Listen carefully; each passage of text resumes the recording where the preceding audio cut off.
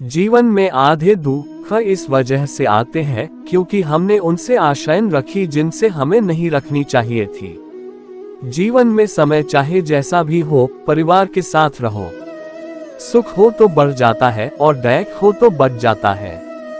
इस संसार में मूर्ख व्यक्ति, अधर्मी, अज्ञानी व नास्तिक प्रकृति का व्यक्ति मेरी शरण स्वीकार नहीं कर सकता। ज्ञानी व्यक्ति को कर्म के प्रतिफल की अपेक्षा कर रहे अज्ञानी व्यक्ति के दिमाग को अस्थिर नहीं करना चाहिए। अपने जीवन में कभी भी ना किसी को आनंद में वचन दे, ना क्रोध में उत्तर दे और ना ही दुख में कभी निर्णय ले। किसी और का काम पूर्णता से करने से कहीं अच्छा है कि अपना काम करे, भले ही उसे अपूर्णता से करना पड़े। मैं ही इस सृष्टि की रचना करता हूँ, मैं ही इसका पालन पोषण करता हूँ और मैं ही इस सृष्टि का विनाश करता हूँ। कृष्ण कहते हैं, जब जब संसार में धर्म की हानि होगी, अधर्म की विजय, तब तब मैं इस पृथ्वी पर अवतार लूंगा। अमीर बनने के लिए एक एक क्षण संग्रह करना पड़ता है, किंतु अमर बनने के लिए एक एक कण बांटना पड़ता है। जिंदगी में सब कुछ खत्म होना जैसा कुछ भी नहीं होता, हमेशा एक नई शुरुआत हमारा इंतजार कर रही होती है। हे अर्जुन, मैं भूत, वर्तमान और भविष्य के सभी प्राणियों को जानता हूँ, किंतु वास्तविकता में कोई मुझे नहीं जानता। लोग कहते हैं अपनों के आगे झुक जाना चाहिए, किंतु सच बात तो यह है जो अपने होते हैं वह कभी झुकने नहीं देते।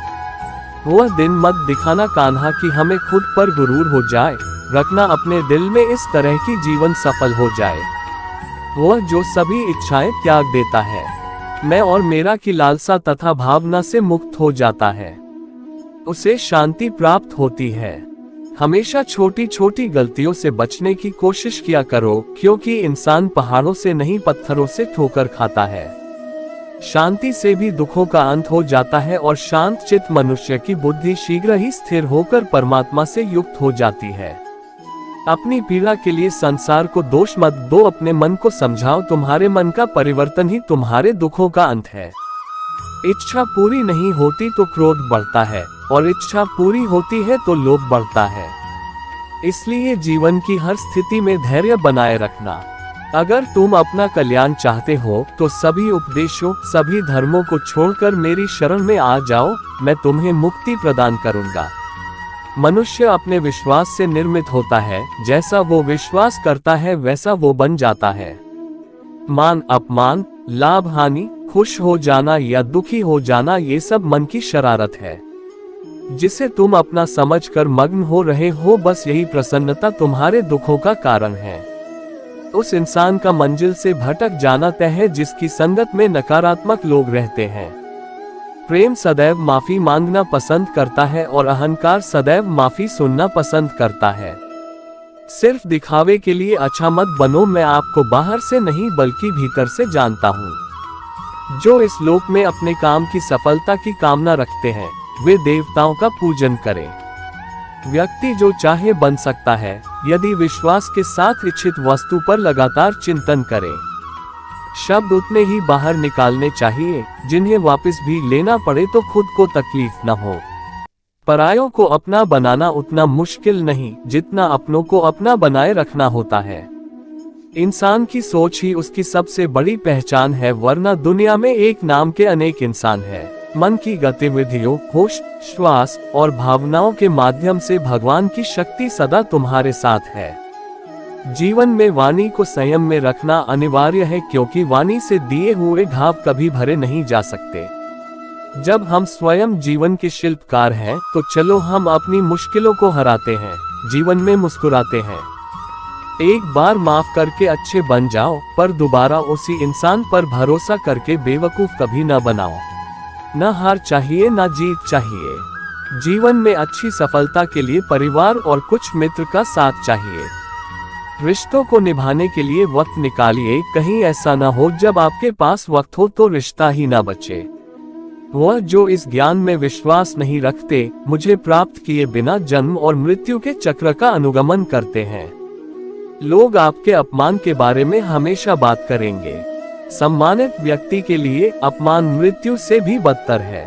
प्रबुद्ध व्यक्ति के लिए गंदगी का ढेर, पत्थर और सोना सभी समान है। आपके कर्म ही आपकी पहचान है, वरना एक नाम के हजारों इंसान है। जो अपने मन पर नियंत्रण नहीं रखता, वो स्वयं का शनै शनै शत्रु बनता जाता है। बुद्धिमान व्यक्ति को समाज कल्याण के लिए बिना आसक्ति के काम करना चाहिए। स्वार्थ संसार का एक ऐसा कुआं है जिसमें गिरकर निकल पाना बड़ा कठिन होता है। सेहत के लिए योग और किसी की जरूरत पर सहयोग, दोनों से ही जीवन बदलता है। जीवन में कभी भी किसी से अपनी तुलना मत कीजिए। आप जैसे हैं सर्वश्रेष्ठ हैं। बुरे कर्म करने नहीं पड़ते, हो जाते हैं, और अच्छे कर्म होते नहीं, करने पड़ते हैं। क्रोध से भ्रम पैदा होता है, भ्रम से बुद्धि व्यग्र होती है। जब बुद्धि व्यग्र होती है तब तर्क नष्ट हो जाता है। जब तर्क नष्ट होता है तब व्यक्ति का पतन हो जाता है। आत्मा न तो जन्म लेती है, न कभी मरती है, और न ही इसे कभी जलाया जा सकता है, न ही पानी से गीला किया जा सकता है। आत्मा अमर और अविनाशी है।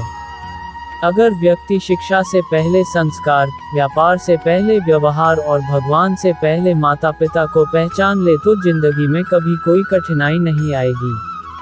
विषयों का चिंतन करने से विषयों की आसक्ति होती है, आसक्ति से इच्छा उत्पन्न होती है, और इच्छा से क्रोध होता है। क्रोध से सम्मोहन और अविवेक उत्पन्न होता है। कृष्ण कहते हैं, जैसे प्राणी अपने पुराने कपड़ों उतार कर फेंक देता है, नए को धारण करता है, उसी प्रकार यह आत्मा पुराने शरीर से त्याग करके नया शरीर प्राप्त करती है। तुम उसके लिए शोक करते हो जो शोक करने के योग्य नहीं है, और फिर भी ज्ञान की बातें करते हो। बुद्धिमान व्यक्ति ना जीवित और ना ही मृत व्यक्ति के लिए शोक करते हैं। मन की गतिविधियों, होश, श्वास और भावनाओं के माध्यम से भगवान की शक्ति सदा तुम्हारे साथ है और लगातार तुम्हें बस एक साधन की तरह प्रयोग कर सभी कार्य कर रही है।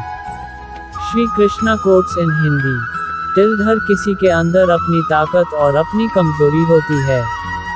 मछली जंगल में नहीं दौड़ सकती और शेर पानी में राजा नहीं बन सकता, इसलिए अहमियत सभी को देनी चाहिए। धर्म युद्ध में कोई भी व्यक्ति निष्पक्ष नहीं रह सकता है।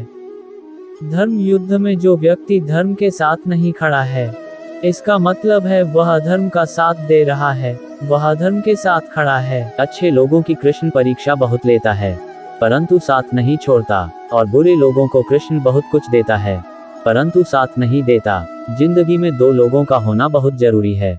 एक कृष्ण जो ना लड़े फिर भी जीत पक्की कर दे, दूसरा कर्ण जो हार सामने हो फिर भी साथ ना छोड़े। तू करता वही है जो तू चाहता है, होता वही है जो मैं चाहता हूँ। तू वही कर जो मैं चाहता हूँ, फिर होगा वही जो तू चाहता है। रो पड़े कृष्णा ने कहा, मैंने तो सबकी सुनता हूँ, पर मेरा कौन सुनता है। इंसान गलत कार्य करते समय बाएं दाएं, आगे पीछे चारों तरफ देखता है, बस ऊपर देखना भूल जाता है। श्री कृष्ण कहते हैं कि जन्म लेने वाले के लिए मृत्यु उतनी ही निश्चित है जितना कि मृत होने वाले के लिए जन्म लेना। इसलिए जो अपरिहार्य है उस पर शोक मत करो। भरोसा अगर खुद पर रखो तो ताकत बन जाती है, और दूसरों पर रखो तो कमजोरी बन जाती है। आप कब सही थे इसे कोई याद नहीं रखता है, लेकिन तुम कब गलत थे इसे सब लोग याद रखते हैं।